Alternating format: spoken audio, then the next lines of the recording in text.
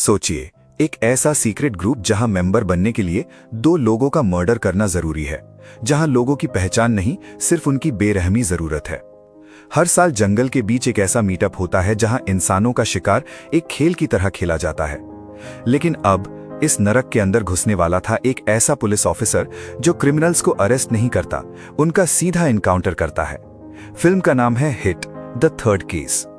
Video शुरू करने से पहले आपसे एक छोटी सी रिक्वेस्ट है, अगर आप इस चैनल पर नए हैं तो प्लीज चैनल को सब्सक्राइब कर दीजिए। तो चलिए शुरू करते हैं, लेकिन उससे पहले नमस्कार दोस्तों, मैं हूं सैम और आप देख रहे हैं नो द स्टोरी।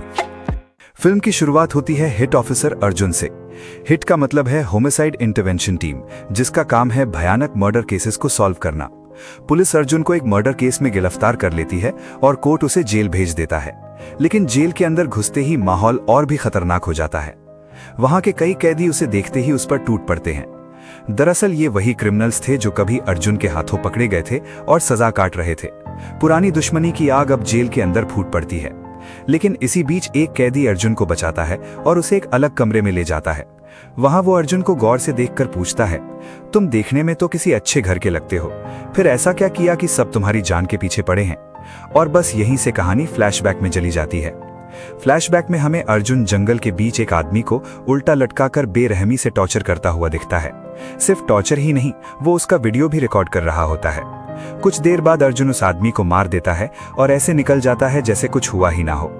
फिर वो सीधा पुलिस स्टेशन पहुंचता है। यहाँ पता चलता है कि अर्जुन एक हिट ऑफिसर है। स्टेशन पहुंचते ही अर्जुन को कॉल आता है कि जंगल में एक आदमी की बॉडी मिली है। अर्जुन अपनी टीम के साथ इन्वेस्टिगेशन के लिए वहां पहुंचता है। लेकिन असली शौक तो ये है कि जिस मर्डर की वो इन्वेस्टिगेशन कर रहा होता है, उसका खूनी खुद अर्जुन होता है। और उसने मर्डर इतनी सफाई से किया था कि उसकी टीम को एक भी सबूत नहीं मिलता। रात को घर लौटने के बाद अर्जुन अपने पिता के साथ डिनर करता है। तब उसके पिता उससे शादी करने की बात कहते हैं। वो कहते हैं, अब तुम्हारी उम्र हो गई है, घर में एक और इंसान होना जरूरी है। मैं कब तक तुम्हारे लिए खाना बनाता रहूंगा? असल में अर्जुन की मां बचपन में ही गुजर चुकी थी। तब से वो सिर्फ अपने पिता के साथ ही रहता है। उस रात अर्जुन एक डेटिंग ऐप पर लड़कियां देखना शुरू करता है। अगले दिन वो कई लड़कियों से मिलता भी है, लेकिन उसका बिहेवियर इतना रूड होता है कि कोई भी उससे इंप्रेस नहीं होती। 2 दिन बाद रात में अर्जुन लैपटॉप पर काम कर रहा होता है, तभी उसके पिता फिर से शादी की बात कहते हैं। इस बार अर्जुन का गुस्सा फूट पड़ता है, लेकिन उसके पिता भी पीछे हटने वालों में से नहीं थे। वो साफ बोल देते हैं कि अब अर्जुन को शादी करनी ही पड़ेगी। अगले दिन ड्यूटी पर अर्जुन के पास एक लड़की आती है और कहती है, ऑनलाइन तो तुम बहुत अच्छे से बात करते हो, सामने आके इतने चुप क्यों हो? अर्जुन कंफ्यूज हो जाता है क्योंकि उसे कुछ समझ ही नहीं आता। फिर सच सामने आता है। दरअसल डेटिंग ऐप पर अर्जुन के नाम से उसके पिता ही उस लड़की से बात कर रहे थे। ये सब जानकर अर्जुन तुरंत अपने पिता को फोन करता है और उन्हें डांटने लगता है। लेकिन उस लड़की को अर्जुन की ईमानदारी काफी पसंद आती है।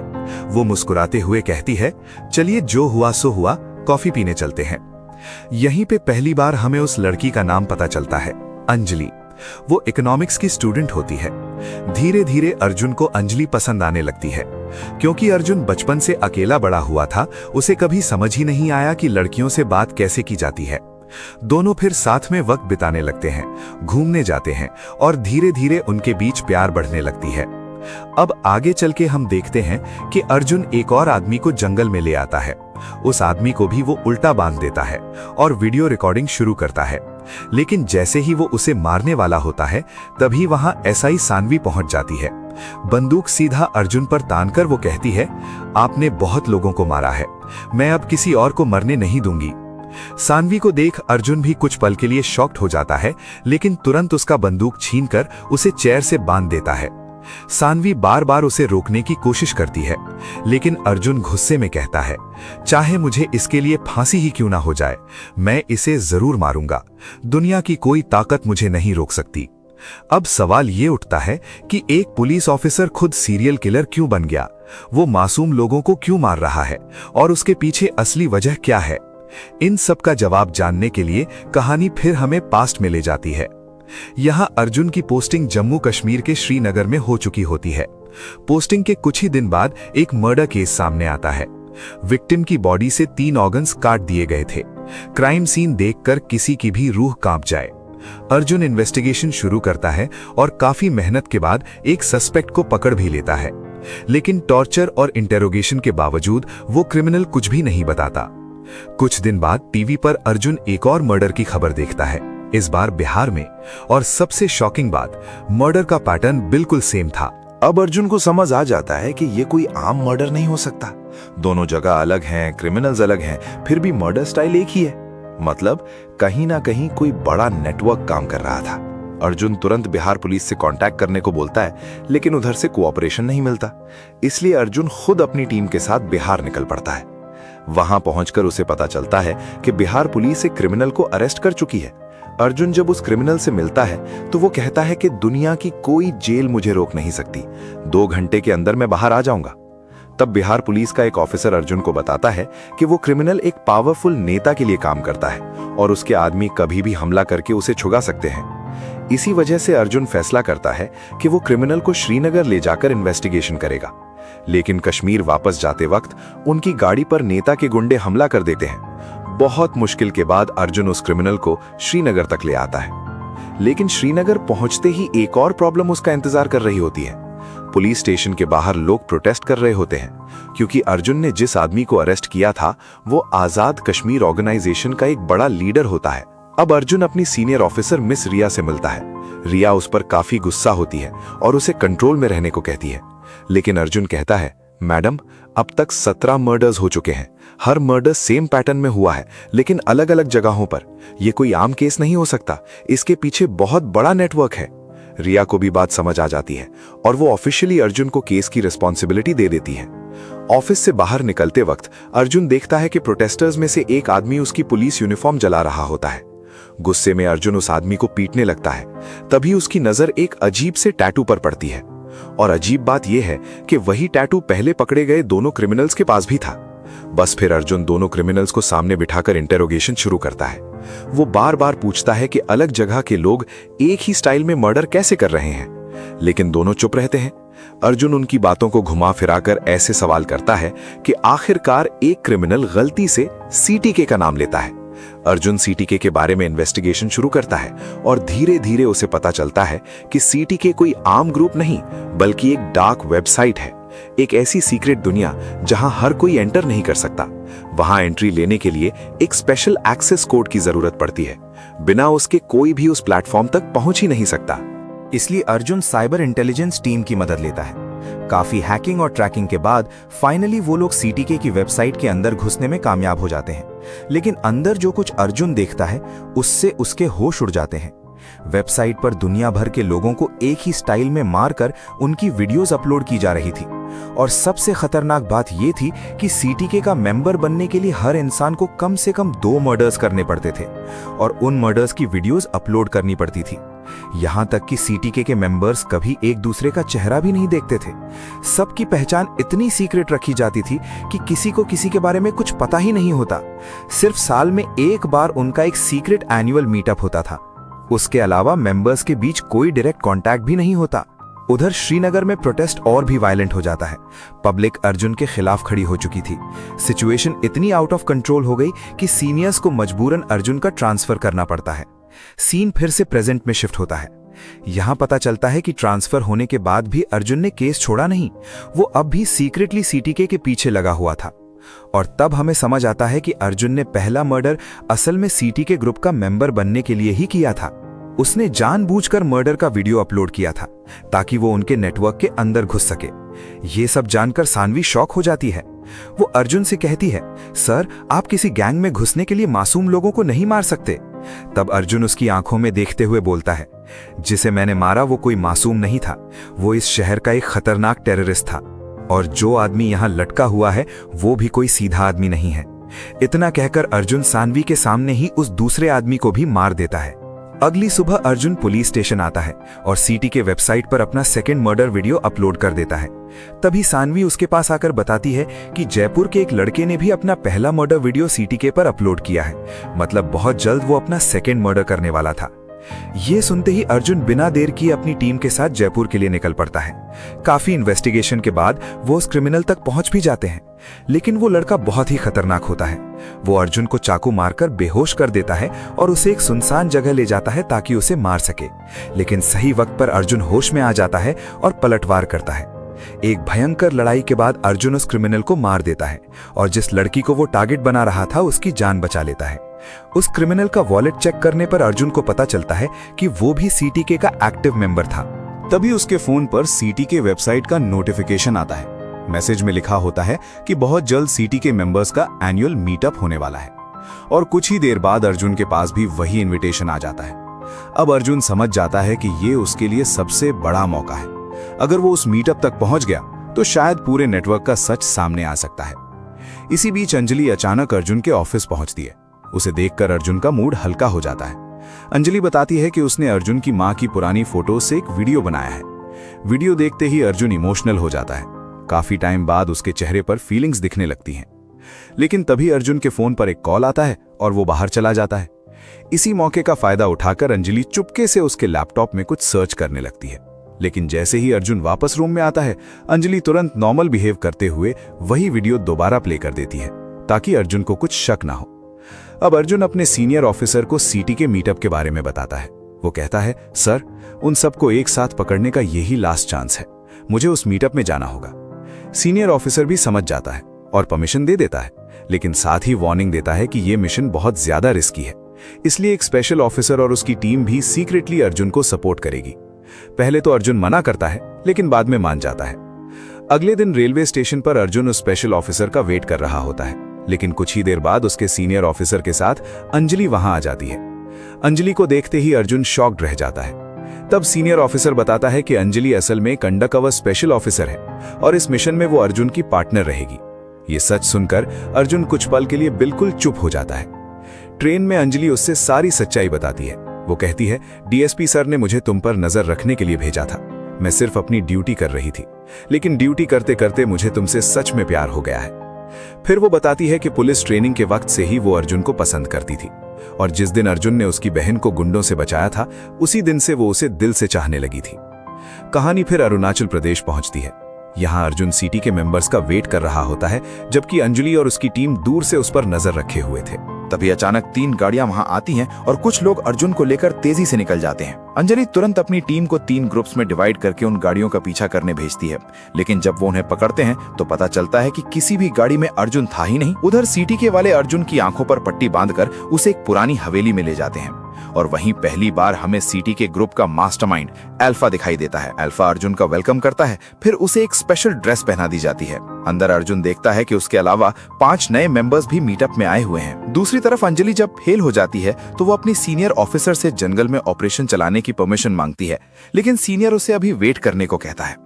पर अंजलि का डर बढ़ता ही जा रहा था, क्योंकि एक खतरनाक साइको ग्रुप ने एक पुलिस ऑफिसर को किडनैप कर लिया था और अब तक अर्जुन की एग्जैक्ट लोकेशन भी ट्रेस नहीं हुई थी। इसलिए अंजलि और सानवी अपनी टीम के साथ जंगल में अर्जुन को ढूंढने निकल पड़ती हैं। उधर हवेली के अंदर अल्फा नए मेंबर्स को पुराने सिटी के मेंबर्स से इंट्रोड्यूस करवा रहा होता है। वहाँ मेंबर्स एक दूसरे को बेरहमी से पीटने का खेल खेल रहे होते हैं। फिर अल्फा सबको रोककर स्पीच देना शुरू करता है। वो कहता है, इंसान पैदा ही आजाद हुआ है, लेकिन कानून ने हम सबको जंजीरों में बांध दिया है। हम जो चाहें वो नहीं कर सकते, इसलिए हमें आजादी चाहिए, पूरी आजादी। और फिर सबके सामने एक औरत को बेरहमी से मार दिया जाता है। ये देखकर अर्जुन अंदर से हिल जाता है। उसका खून खौल उठता है, लेकिन वो खुद को कंट्रोल करता है। कुछ देर बाद ब्रेक होता है और इसी मौके का फायदा उठाकर अर्जुन हवेली के अंदर खोज शुरू करता है। खोज करते करते वो एक कमरे तक पहुंचता है और अंदर देखता है कि वहां पहले से ही कई लोगों को कैद करके रखा गया था। अर्जुन तुरंत अल्फा के रूम में घुसकर वहां रखे सैटेलाइट फोन की मदद से रेडियो सिग्नल भेजने की कोशिश करता है, क्योंकि सिटी के मेंबर्स उसका मोबाइल पहले ही तोड़ चुके थे। थोड़ी देर बाद इवेंट फिर से शुरू होता है। अर्जुन बाहर आता है और देखता है कि मेंबर्स एक और आदमी को मारकर सेलिब्रेट कर रहे हैं। तब अर्जुन फैसला करता है कि इस बार वो किसी भी हाल में अगले विक्टिम को बचाएगा। इसलिए चुपके से वो हवेली के एक हिस्से में धमाका कर देता है। ब्लास्ट होते ही सबका ध्यान उधर चला जाता है और इसी कंफ्यूजन में वो विक्टिम वहां से निकल जाता है। लेकिन अल्फा तुरंत समझ जाता है कि ग्रुप के अंदर कोई गद्दार मौजूद है। वो गुस्से में चिल्लाता है, सिटी के इतने सालों से चल रहा है, आज तक ऐसा कभी नहीं हुआ, मतलब हमारे बीच कोई धोखेबाज है। फिर उसकी नजर सीधा नए 5 मेंबर्स पर जाती है। अल्फा ऑर्डर देता है कि 5 को एक दूसरे से लड़ाई करनी होगी। जो लास्ट तक जिंदा बचेगा वही असली सिटी के मेंबर माना जाएगा। और बस फिर शुरू होती है एक खतरनाक लड़ाई। लेकिन अर्जुन ट्रेंड पुलिस ऑफिसर था। धीरे धीरे वो एक एक करके सबको हरा देता है। ये देख अल्फा के चेहरे पर हल्की सी मुस्कान आ जाती है। वो कहता है, एक नॉर्मल आदमी अकेले 4 लोगों को नहीं हरा सकता, सिर्फ एक ट्रेंड पुलिस ऑफिसर ही ये कर सकता है। अब अल्फा को यकीन हो चुका था कि अर्जुन ही वो गद्दार है जिसने धमाका किया था। फिर अल्फा ऑर्डर देता है कि किडनैप किए हुए पुलिस ऑफिसर को सामने लाया जाए। वो ऑफिसर से पूछता है, क्या तुम इसे जानते हो? अर्जुन आंखों ही आंखों में उस ऑफिसर को सिग्नल देता है कि वो उसे पहचानने से मना कर दे, लेकिन ऑफिसर डर के मारे सच बोल देता है, हाँ ये अर्जुन है, हमारा सीनियर ऑफिसर। अल्फा मुस्कुराते हुए कहता है, अब मजा आएगा, तुम दोनों में लड़ाई होगी, जो जिंदा बचेगा सिर्फ वही यहां से बाहर निकलेगा। और मजबूरन अर्जुन को उस पुलिस ऑफिसर के साथ लड़ाई करनी पड़ती है। लेकिन उस लड़ाई के बीच अर्जुन धीरे से उस पुलिस ऑफिसर को समझाता है, अभी सिर्फ एक्टिंग करनी है, मैं तुम्हें जमीन पर फेंकूंगा और तुम बस मार खाने का नाटक करते रहना। बाहर से देखने पर लग रहा था जैसे दोनों जान लेने पर उतर आए हों, लेकिन असल में अर्जुन उस ऑफिसर को बचाने की कोशिश कर रहा था। तभी अचानक अल्फा का एक आदमी नए मेंबर्स में से एक की पॉकेट चेक करता है और उसके पास से एक चिप निकल आती है। ये देखते ही अल्फा जोर से चिल्लाता है और लड़ाई रुकवा देता है। वो गुस्से में बोलता है, मुझे असली गद्दार मिल गया। उसका शक सीधा उस नए मेंबर पर चला जाता है।